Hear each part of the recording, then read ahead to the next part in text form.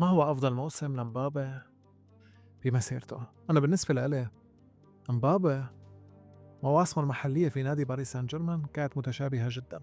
كانت تقريبًا نفس الأرقام، نفس الصناعات، فأنا بالنسبة لي كانت تجاربه المحلية متشابهة. في دوري أبطال أوروبا كان في خيبة أمل كبيرة جدًا، وكان في انتقادات على أدائه الدفاعي وتخطيطه مع فريقه، وبالنهاية مثل ما بنعرف تجربته في باريس سان جيرمان بدوري أبطال أوروبا تحديدًا كانت تجربة فاشلة. بس إذا بدي أحكي على منتخب فرنسا فممكن هون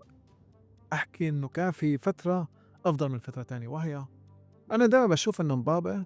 نسخة كأس العالم 2018 أفضل من مبابي نسخة كأس العالم 2022، شيلونا إنه سجّل هاتريك بالنهائي، بس أنا دايمًا باحس إنه مبابي نسخة 2018 كانت هي آخر نسخة لمبابي، مع العلم هي نسخة مبكرة جدًا، كان يدافع فيها مع الفريق ويغطي مع الفريق، وكان نوعًا ما يحترم جهود الفريق، وكان دايمًا يمرر، كان دايمًا يحاول يصنع الهجمات، عكس عام 2022 وتتحول للنجم الأوحد. أكيد هو جودة عنده إياها بتساعده ليكون النجم الأوحد، بس بتحس إنه خلص ما عاد يقدم أي شيء للفريق دفاعيًا، فصار الفريق يبذل جهد دفاعي أكبر. فمشان هيك أنا كشخص محايد نوعًا ما بافضّل نسخة 2018 لأنه كنت باشوفه جزء من الفريق أكتر من إنه يكون الفريق جزء منه.